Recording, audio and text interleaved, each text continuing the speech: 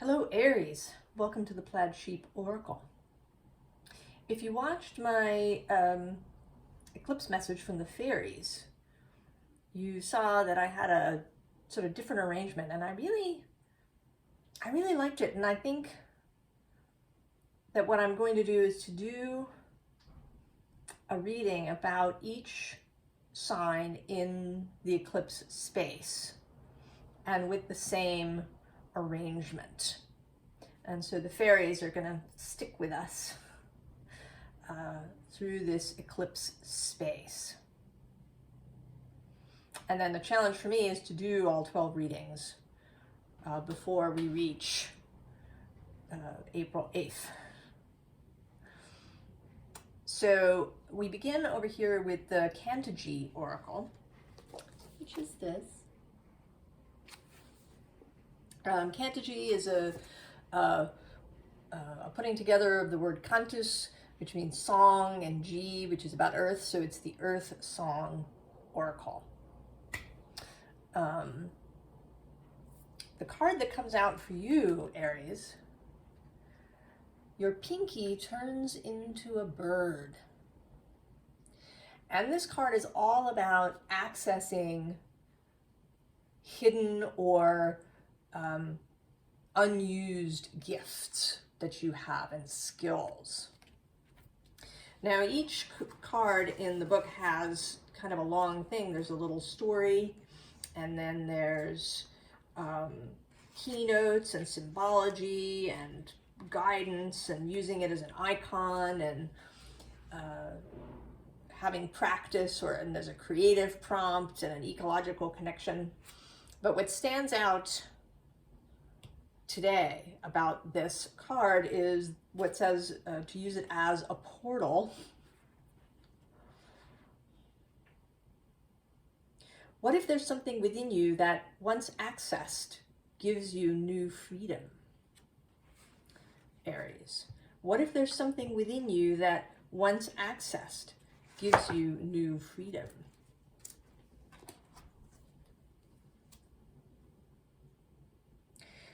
So the card, the underlying card, or here, is the chasm shrinks as you step across. And that's sort of, right, self-explanatory, that once you make the move, what seemed enormous begins to shrink. And the kind of assistance or helper energy or, something in association is this pollination card.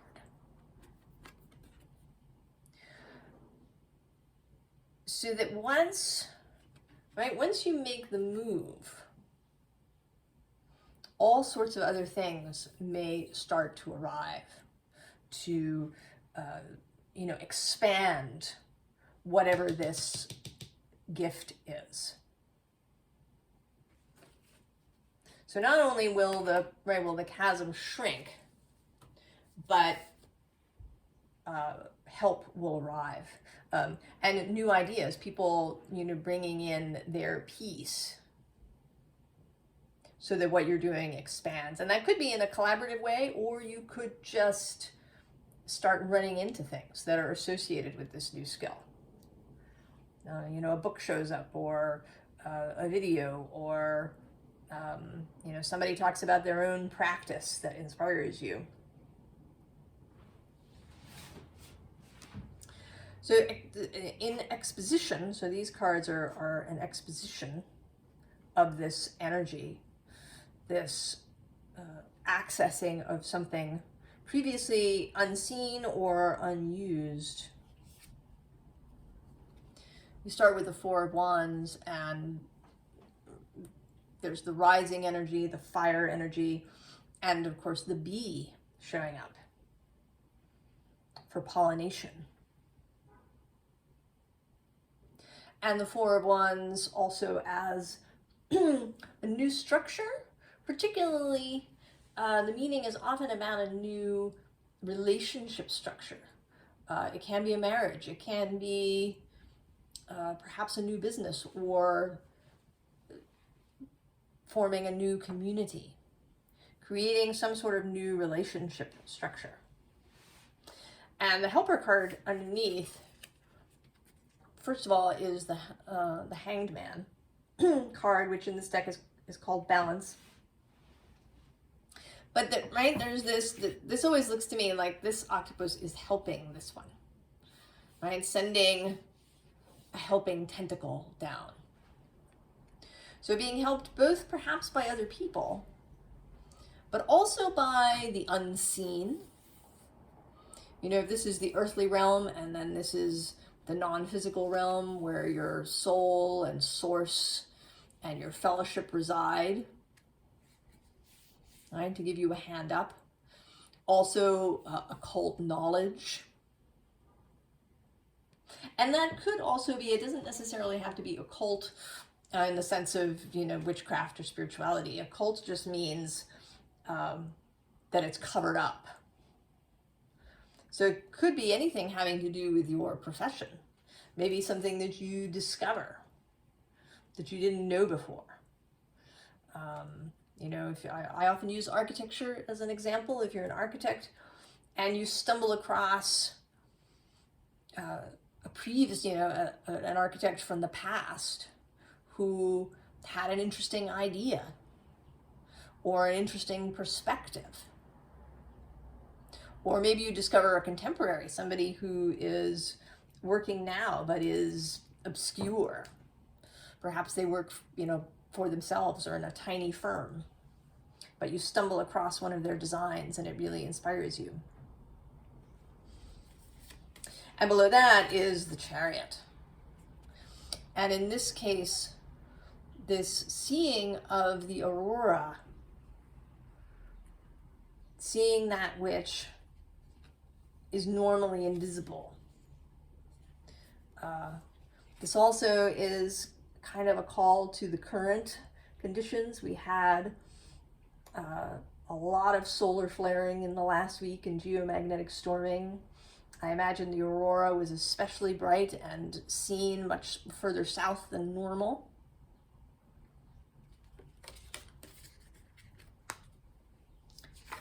And so there you are, Aries. The Emperor, the Ram. Take it and go. You know, Aries energy for sure loves to try new things, loves to begin, loves to go first, is happy to leap the chasm. And if that weren't enough, we have the Ace of Wands. With this tiger and this infinity energy.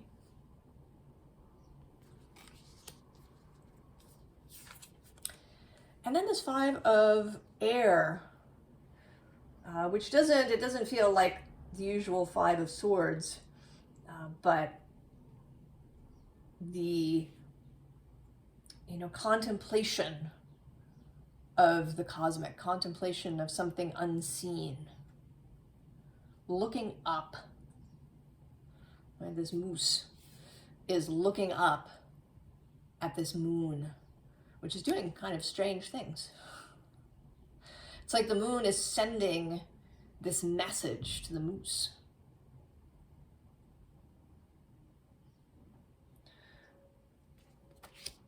So the action, taking the action to use and develop this new skill may lead to other places, may cause other effects, and may be kind of self-expansive.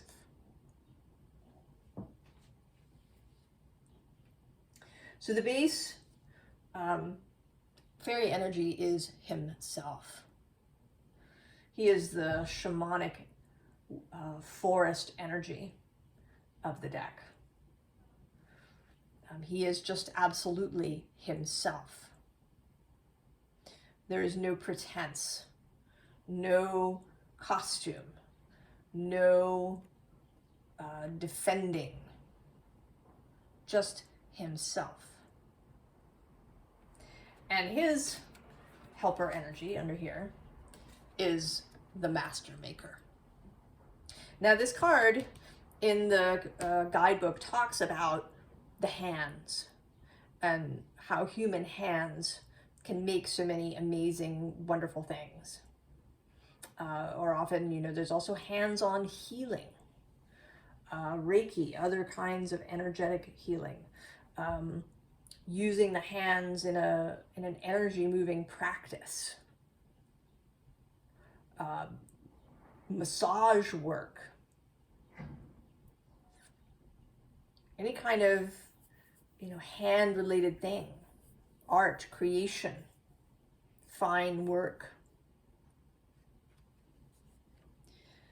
So I think that whatever this new skill is, it is going to have some sort of tangible result, even if it is, say, energy healing. There's something about that that is going to feel really tangible.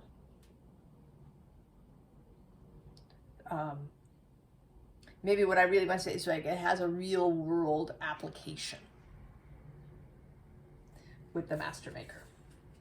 Actually below him is Geo the Slow, who might be a little tricky for Aries energy. Aries energy likes to go fast, but there is a suggestion here that you don't have to go fast, that it might be helpful if you take your time and really explore this gift, this skill.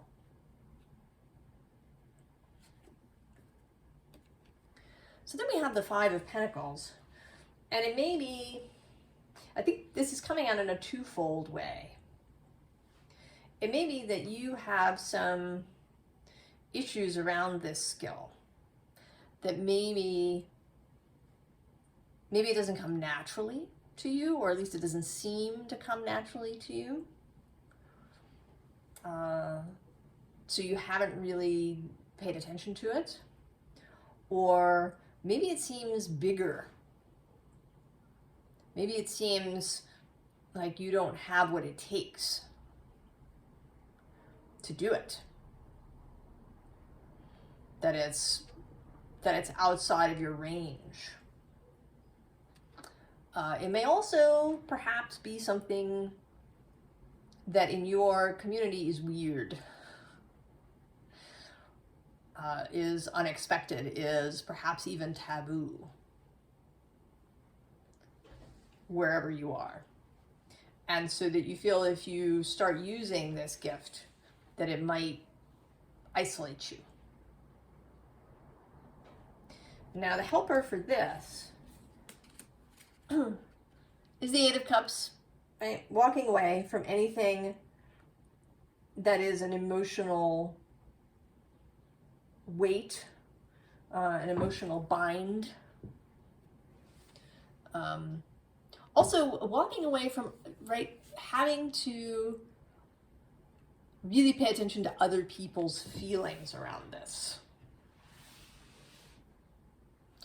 Heading towards your moon, your emotional guidance around this rather than other people's.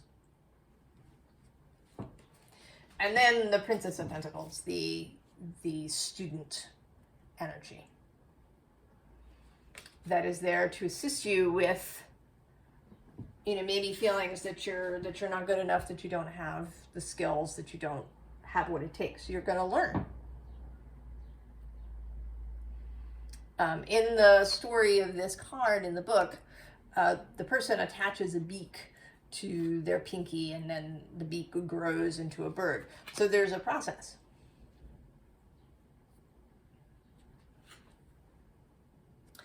And then we have Temperance, which came out in the Eclipse reading. I'm sort of wondering whether it'll come out in every Eclipse reading in some form at some point. This sense of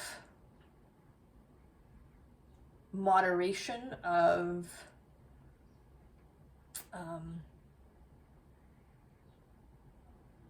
not having to rush through the space, and that even if the energies are intense, you can take your time. You are not required to keep up with anything.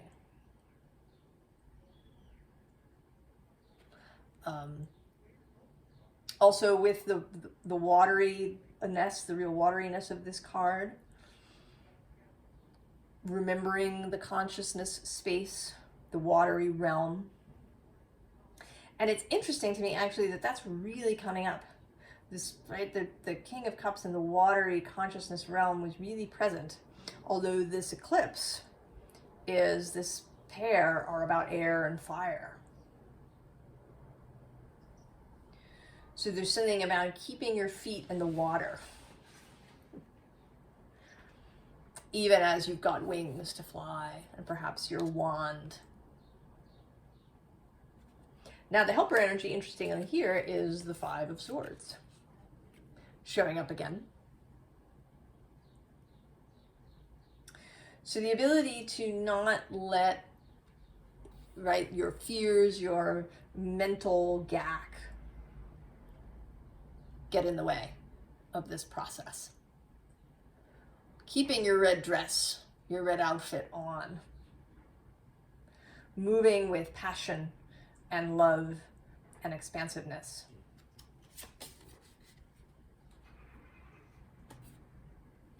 And then we have the hawk. Keeping a higher perspective, seeing, having the ability to see both close up and far away,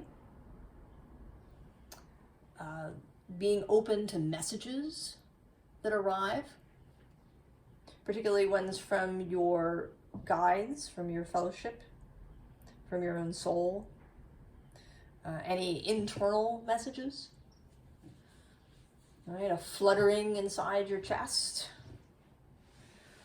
or your stomach may be the hawk wanting to deliver a message.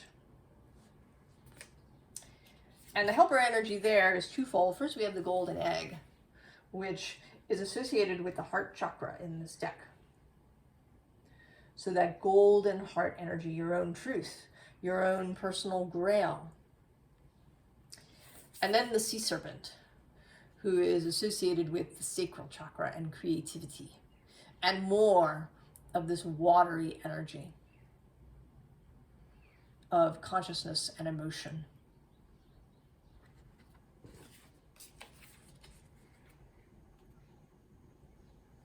So the first card is Johara of the Waters. And she is about healing waters, about the water in the well, the way that allowing your emotions to flow can be healing. I think that this skill, although it may come in many different forms, you know, from architecture to energy healing, is going to overall be a healing practice. You know, perhaps you're a farmer and it's about healing the land and having what you grow be healing to others. Or if it is architecture, that you build spaces that really make people feel good, that are energetically compatible with the people who live in them, that have flow and beauty.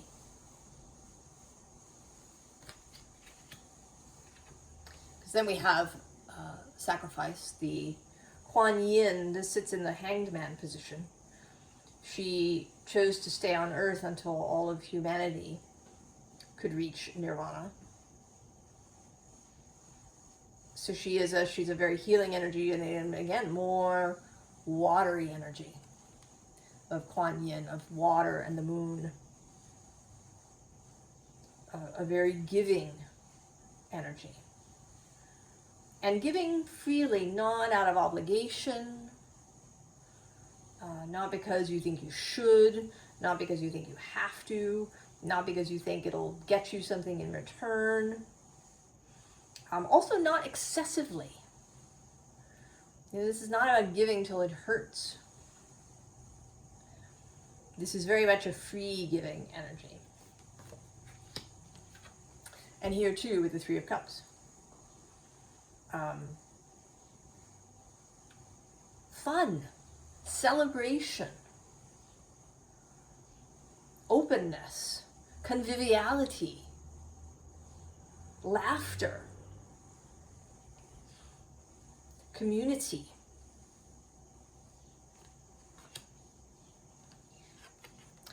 And the King of Pentacles confirming that this is going to be something, that there is a real world application to whatever this is. Whatever this new gift or skill is absolutely practical. Even if it's, you know, witchcraft. Although witchcraft, I would say, right, is a very practical thing.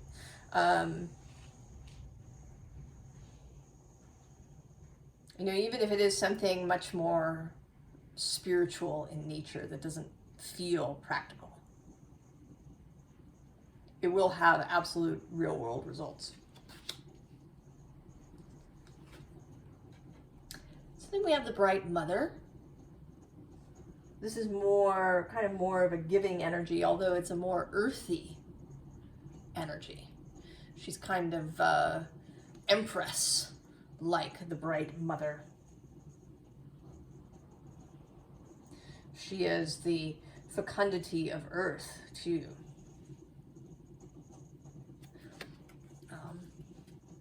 And I think, right, she's good for a party. She is, you know, this is not a strict mother. She's not somebody who, you know, demands obedience or has requirements around things being just so. Right? This is a mother who knows that people learn through fun, through engagement, through engaging their emotions and their feelings. So I think you're going to approach people in this energy of fun, because whatever this skill is, it does absolutely have to do with other people. This is not a soul kind of practice. It is meant to, I don't know, help people, provide things for people, bring people together in some way, perhaps. And there is a very caring aspect to this. And certainly Libra, on your other side, Aries, is about connection and forming connections with others.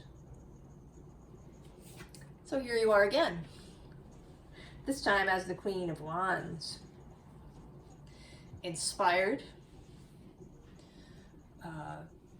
direct, courageous,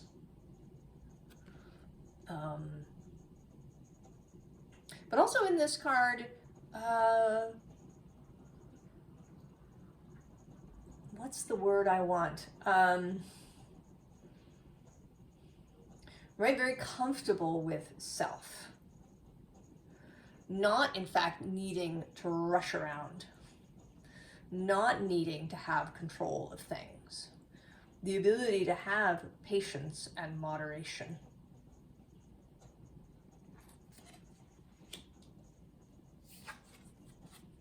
And then the Chariot. Movement forward. The Eclipse message was all about not relying on the past, and this is moving forward, and the ability to move forward perhaps without a map. You know, this is kind of a dark forest this chariot is driving through, and this charioteer, this wagon driver, doesn't have, you know, doesn't appear to have a map. Certainly doesn't have a GPS locator, except the natural one in his head. You know, I was watching a sand reading, and she talked about, and I can't remember if it was a collective reading from a while back or if it was a new reading. I don't know. I'll see if I can find it and stick it in the description box. But she talked about how technology is a substitute, or can be seen as a substitute for what we naturally have. So that, you know, social media is a substitute for, you know, communing with others and perhaps communing telepathically with others. And then search engines are a substitute for our own ability to contact source, to know what we need to know. And so, right, the compass and GPS locator are substitutes for us knowing where we are and where we're going and how to get there. But you have that in your head. You don't need the substitute. And you're headed right for this Four of Cups person.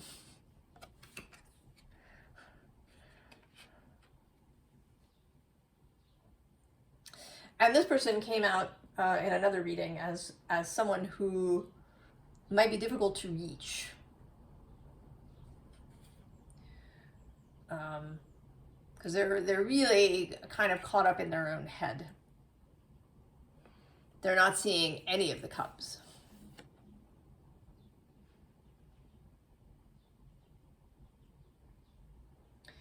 But I think that your new skills are almost kind of gathering them up. I sort of feel like you're not even gonna stop.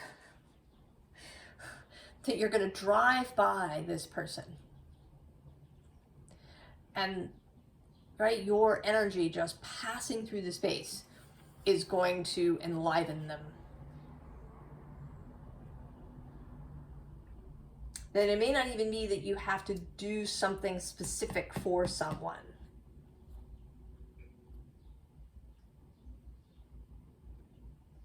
You know, maybe some people you work with very specifically and other people you just pass. And your energy kind of wakes them up just a little bit so that they can then take their own journey.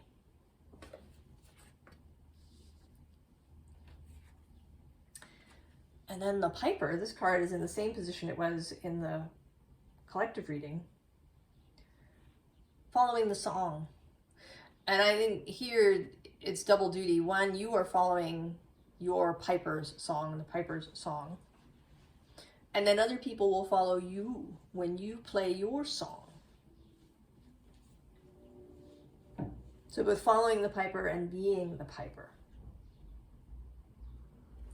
And you are calling, right? You are being called and other people are being called out of this Five of Pentacles, Eight of Swords energy. Of wilting, of being spent, of sadness, of isolation, of being caught up in the head, of being trapped by your own thoughts. Right into the Ace of Wands.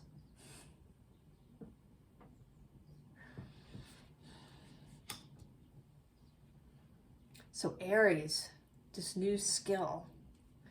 And I think I'm going to repeat what I did because it was kind of fun. Then I'm going to pull from another deck 2 or 3 cards as added sort of advice right here.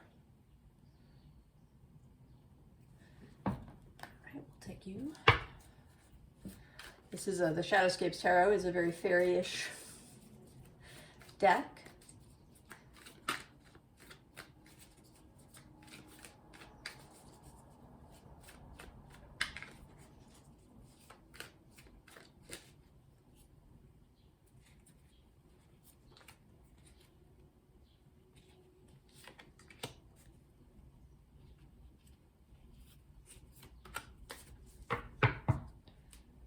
Bottom of the deck, 6 of Pentacles. This